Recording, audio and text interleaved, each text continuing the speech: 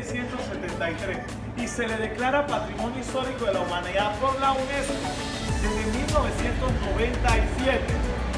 Sin embargo, la arquitectura que deberíamos conocer dentro de esta ciudad y que debería predominar se le conoce como el calicanto, que era esa arquitectura con la que trabajaban los españoles. ¿Y cuál es ese calicanto? El calicanto es todo esto que estamos viendo aquí. El calicanto eran diferentes especies de piedras rústicas, tanto piedras grandes, piedras medianas y piedras pequeñas. ¿Qué utilizaban para pegarla? Utilizaban arena de mar, concha de mar y barro, que era lo que utilizaban para compactarlo. Sin embargo, vamos a ver que no es lo que predomina, pero no quiere decir que fue eliminado, sino que sobre ese calicanto se le tapa con una pequeña capa de cemento, que es lo que estamos viendo aquí. Ahorita se ha descubierto porque se está preparando para la restauración, pero el siglo que quieren recuperar aquí no es el siglo XVII, sino que es el siglo XIX. ¿Qué sucedió en el siglo XIX? Bueno, voy a hacer una propaganda. Vamos a caminar y luego seguimos viendo eso, ¿ok?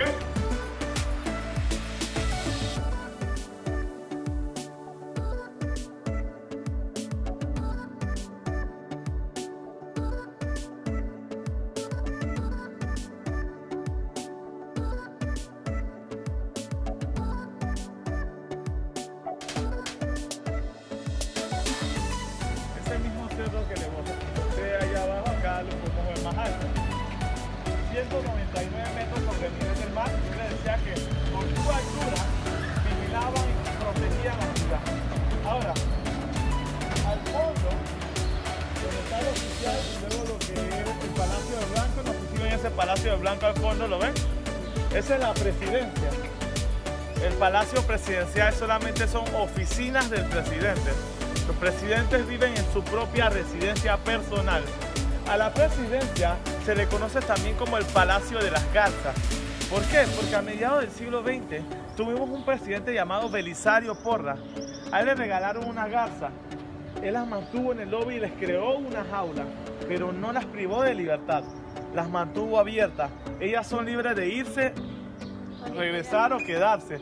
¿Por qué no se fueron? Porque él también les creó en el lobby una fuente de agua y todos los días se les alimenta colocándole el alimento dentro de la fuente, o sea que ellas se van y regresan por el alimento.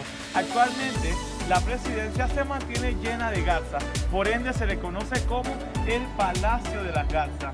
Por protección entonces no podemos ingresar a esa parte, pero sí les quería hacer saber que dentro de la ciudad se encuentra lo que es la presidencia. Bueno, siempre nos vamos a mantener en la vereda. La vereda o acera es este espacio reducido de color gris. La carretera vendría siendo el espacio de color rojo con ladrillo.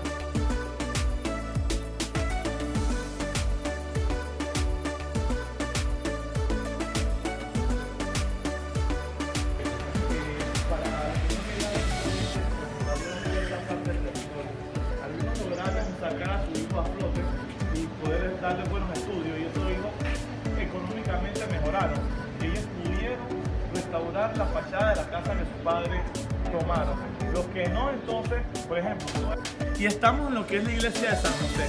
La iglesia de San José también tiene la misma arquitectura, el calicanto, pero se le ha revertido con capa de cemento, tanto internamente, o sea la parte de adentro, como externamente, la parte de afuera. ¿Para qué? Para protegerla. ¿Por qué? Dentro de esa ciudad se dieron 3 grandes incendios provocados por la naturaleza. Muchas de las casas eran de madera con techos de paja. Y la ciudad, estamos viendo de que es un clima tropical húmedo a orilla del océano. Ya eso se convertía en combustible para naturalmente entonces producirse esos incendios. Su último incendio fue a finales del siglo XIX, principios del siglo XX. La ciudad quedó en abandono por mucho tiempo, así que recientemente para protegerla se ha decidido tapar ciertas partes de la fachada con esa capa de cemento y evitar de que el edificio se venga abajo. La iglesia de San José se traslada a esta ciudad en 1675. Dentro de esta iglesia vamos a encontrar algo interesante, eso que buscaba Morgan. Morgan buscaba lo que se le conoce como el altar de oro. El altar de oro realmente es de madera de caoba laminado en oro. ¿Por qué no se lo llevó Morgan? Porque los feligreses lo que hacen es pintarlo con barro. Y cuando él llega a aquella antigua ciudad, él ve un altar para él inservible y decide llevarse todo el oro que se encontraba en la región. Posteriormente, ese altar se traslada junto con la iglesia de San José a este punto en 1675. Dentro de la iglesia de San José vamos a encontrar que tiene 3 naves. ¿Cuáles son las naves? Las naves serían las separaciones que hay entre columna y pasillo, o sea, el espacio después de la columna. Vamos a ingresar para que puedan ver lo que es el altar de oro. Pueden tomar fotos, pero quitémosles por favor el flash a la cámara, ¿ok? Cuando yo levante la mano, salimos de la iglesia. El aire acondicionado que vamos a...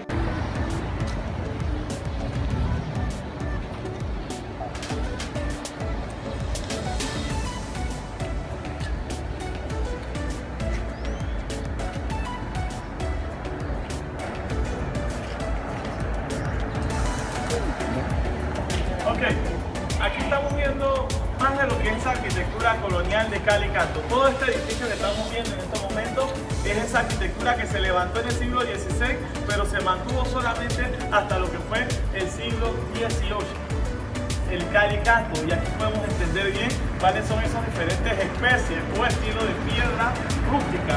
Eran 2 estilos conocidos como el Cal y el Canto, que se utilizaba para levantar dicha arquitectura. Nos encontramos en lo que es la Compañía de Jesús. Dato importante de la Compañía de Jesús es que fue la primera escuela construida en Panamá y que posteriormente pasa a ser una universidad. Pero en aquel entonces solamente los hombres eran los únicos que tenían el derecho de estudiar. Las mujeres solamente se dedicaban a los quehaceres de la casa, trabajar, cocinar, fregar, lavar y cuidar al niño. Pero no soy machista tampoco. Los negros tampoco podíamos estudiar. Nos dedicábamos a los quehaceres también de la casa y del campo, lo que se nos mandara a realizar. En aquel entonces, la carretera principal no era de ladrillo, era completamente de tierra. Algunas veredas, como donde nos encontramos, eran de canto rodado. Canto rodado es lo que están viendo, piedras de ríos incrustadas sobre tierra, y todo eso hacía una ciudad insalubre. Llegaron los Estados Unidos a principios del siglo XX, ellos pavimentan, y es ahí donde nace una carretera con ladrillo y tapan gran parte de lo que es el canto rodado. La Compañía de Jesús en estos momentos se mantiene en restauración, se utiliza solamente para eventos especiales, boda, cena, graduación en general.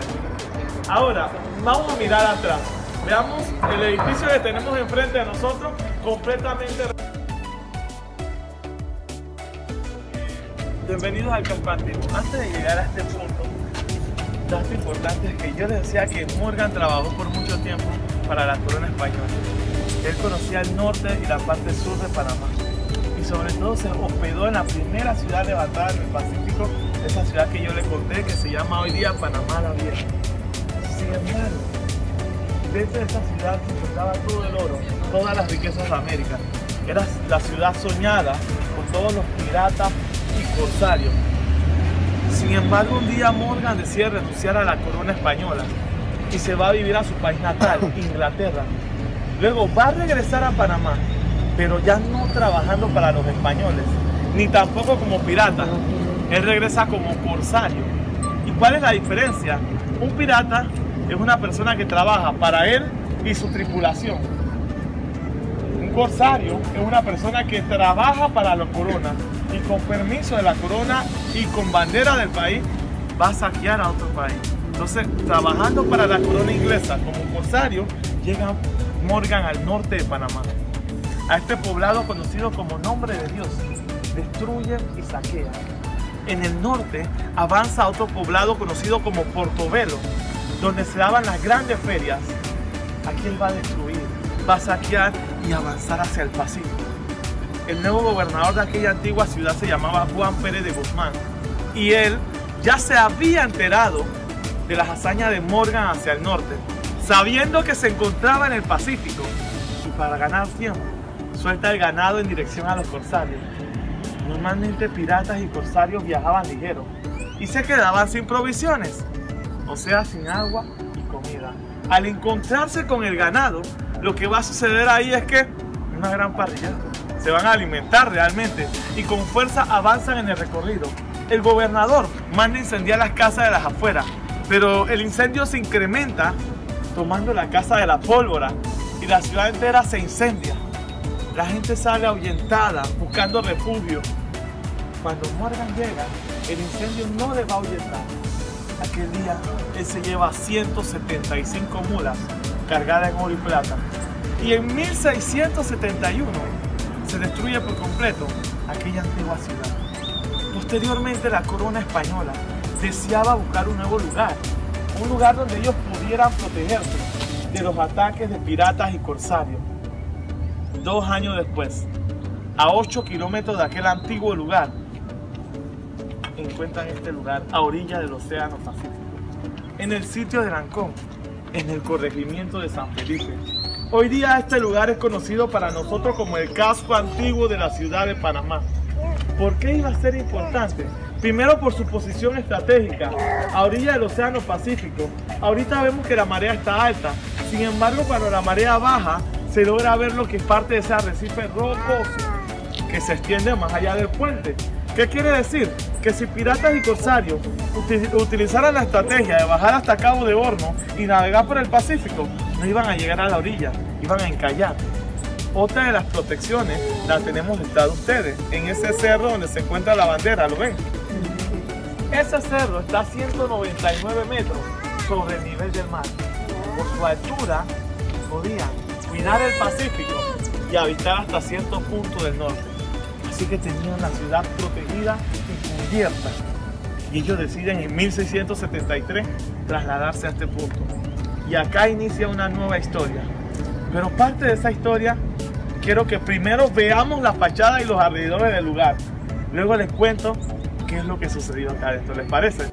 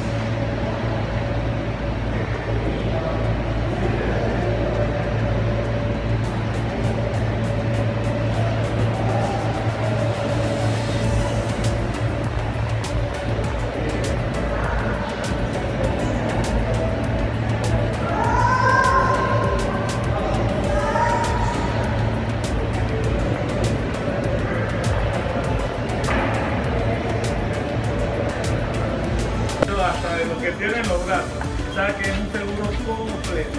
Él les cubre el 100%, no el 50 ni el 20. Los servicios turísticos como taxi de turismo,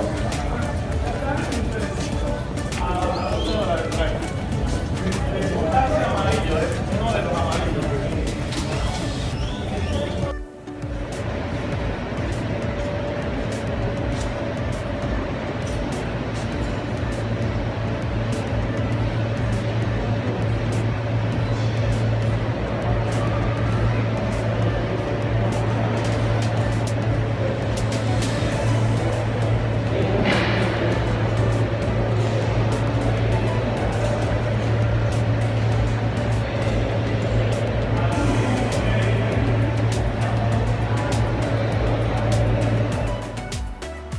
Plaza Herrera. Yo le dije, tenía 5 plazas, 7 iglesias. La Plaza Herrera es en honor al general Tomás Herrera. Tomás Herrera apoyó a una causa, la causa de independencia de Panamá de España, el 28 de noviembre de 1821. En honor a que él nos apoyó en nuestra causa, entonces a la plaza le nombran Plaza Herrera. Sin embargo, plaza en el siglo XVII se deriva de todos esos espacios de tierra donde los españoles realizaban esas grandes corridas de toros, que a las finales terminaban en matanza, y que hoy día nosotros realmente no patrocinamos esa matanza. Hoy día plaza para nosotros es un lugar de esparcimiento, de recreación. Por la forma en que el caballo mantiene una pata levantada, quiere decir de que el general fue herido en batalla. Si las dos patas en el caballo estuvieran alzadas, quiere decir que el general murió en el momento de la batalla. Y si las cuatro patas estuvieran tocando tierra, él tuvo una larga vida. En el caso del general, él fue herido en batalla. En honor a que él nos apoya en nuestra causa, entonces a la plaza le nombra Plaza Herrera. A mi mano izquierda estamos viendo este Palacio de Blanco, en el cual en el siglo XIX era la casa de un adinerado francés llamado Louvre. Actualmente es uno de los hoteles más lujosos por encontrarse dentro de este lugar que la UNESCO declara patrimonio histórico. Se llama American Trade, hotel y restaurante. Gran parte de la fachada que predomina dentro de la ciudad es del siglo XIX y mantiene una arquitectura francesa. De seguro muchos han escuchado hablar de Cartagena de India, ¿verdad? Ay, y van a ver mucho el parecido entre Cartagena de India y Panamá. Colombia. ¿Por qué? Porque el primer intento de construirse un canal en tierra firme se da en el año de 1880 a cargo de los franceses. Pero en aquel entonces nosotros estábamos unidos a la República de Colombia. Cuando los franceses vienen a construir un canal en tierra firme, toman tanto Cartagena de India como el casco antiguo de la ciudad de Panamá y arrasa con lo que fue esa arquitectura colonial, pero no quiere decir que la tiró, sino que sobre ella pavimenta o repella para crear esa arquitectura que predomina, que es ese estilo francés. Por eso todo lo que hemos visto es ventana francesa, lo que son cornisas francesas, y es lo que predomina dentro de la ciudad. Por eso les decía, miren la ciudad se mantiene del siglo XVII, pero la arquitectura que va a predominar es del siglo XIX. ¿Hasta aquí tenemos alguna pregunta? Ok, detrás de mí vamos a ver un fragmento de muralla, ¿lo ven? ¿Sí lo logran ver? Esta ciudad sí se amuralló, pero el miedo los lleva a levantar murallas que protegieran estas murallas, y la ciudad se divide en dos partes. La parte de adentro, donde nos encontramos, donde vivía el comerciante adinerado, el español e hijo de español. La parte de afuera, que era la parte de extramuro, donde vivía el pobre, el campesino, la gente de mal hablar. En aquel entonces conocido como el arrabal santanero o los arrabaleros. Sin embargo, con el pasar del tiempo, la ciudad fue creciendo. Y para darle paso a esa población que venía en aumento, deciden tirar las murallas. Y es por eso que hoy día no vamos a apreciar una ciudad amurallada.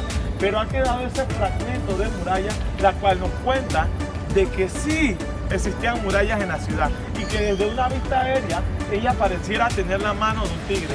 Por eso se le conoce como baluarte mano de tigre. En hora de la mañana, la ciudad es histórica, cultural y religiosa. En hora de la tarde y de la noche van a encontrar música, muchos restaurantes, lugares para tomar y pasarla bien. Las plazas también se van a convertir en un espacio de esparcimiento muy hermoso.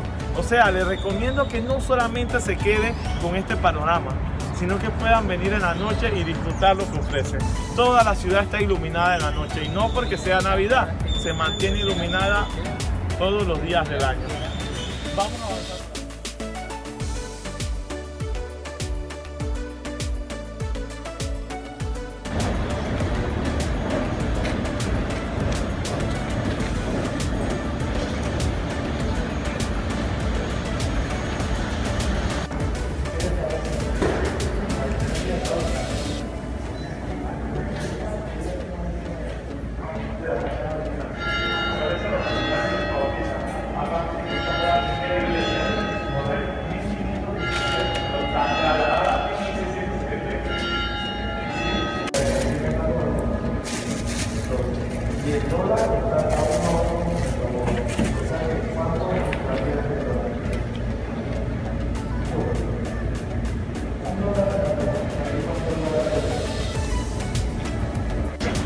La iglesia de la Merced realmente fue la primera iglesia levantada en el Pacífico y se encontraba en aquella antigua ciudad conocida como Panamá la Vieja, levantada en 1519, luego trasladada a esta parte en 1673.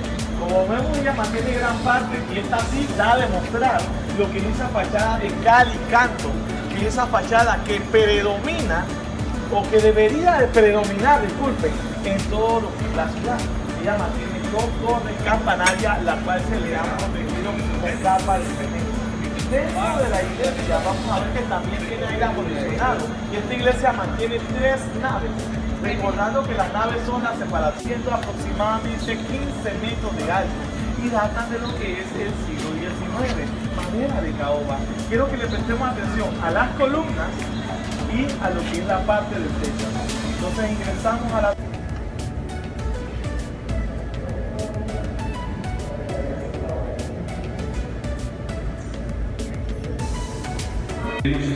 Por la salud. Restaurado. Entonces es parte de la idea que pudiéramos conocer el entorno en sí de lo que es la ciudad, pero también esa parte que mantiene todavía su esencia como lo que es la iglesia de la Merced. En lo personal es la mejor iglesia aquí, ya que es la más antigua y mantiene gran parte de lo que es su fachada.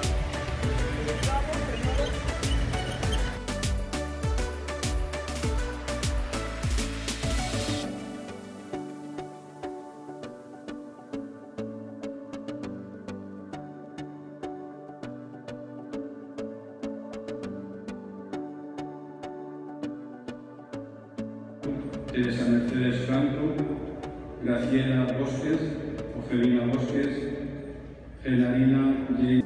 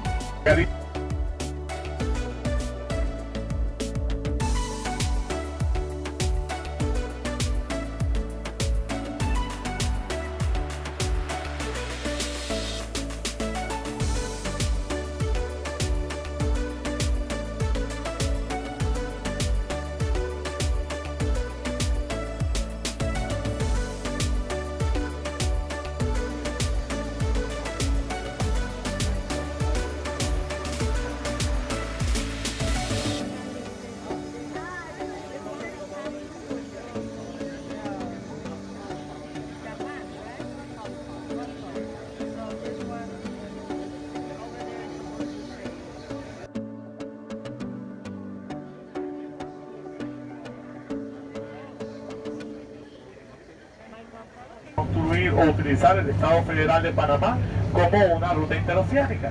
Para construir esa gran obra de ingeniería mandan a traer personal calificado y es ahí donde encuentran al conde Ferdinand de Lesseps. El conde Ferdinand de Lesseps ya venía de construir un canal, el canal de Suez en Egipto, ¿lo han escuchado? Pero no solamente lo buscaron a él, mandan a buscar también al señor Gustavo Eiffel, quien levantó la gran Torre Eiffel. Juntos van a un senado en París y empiezan a levantar inversionistas, personas que creyeran en la obra y que estuvieran dispuestos a invertir, o sea, a dar. Una vez levantan esos inversionistas, hacia 1880 llegan a territorio, al Estado Federal de Panamá e inician el primer proceso de construir su canal en tierra firme, pero fracasan en 1889. ¿Por qué fracasó? Hubieron muchos motivos que lo llevan al fracaso. Primero, los franceses querían construir un canal a nivel, como lo habían hecho en Suez. Ellos habían traído la misma maquinaria utilizada allá. Ahora, en Suez la superficie es desierto, arena. En Panamá ellos se encuentran con una superficie rocosa.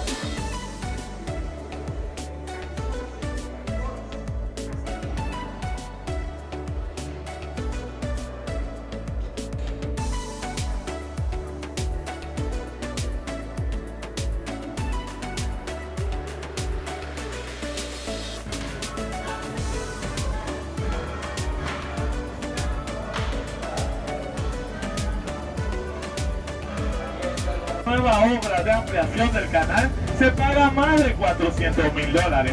El que más ha pagado pagó $1,5 millones por hacer los 80 kilómetros de canal y él llevaba aproximadamente 14.863 contenedores. Actualmente es de Panamá, correcto. Es de Panamá y es parte de lo que pues, vamos a continuar viendo en el recorrido, cómo el canal pasa a manos panameñas. Dato importante, el canal de Panamá, por su obra de ingeniería moderna, levantada a principios del siglo XX, se le declara hoy día la 8ª maravilla del mundo. El barco que menos llegó a pagar fue en 1928. Y ese fue un aventurero inglés llamado Richard Halliburton. Richard Halliburton, un escritor inglés, quería establecer su nombre en el libro de los récords Guinness.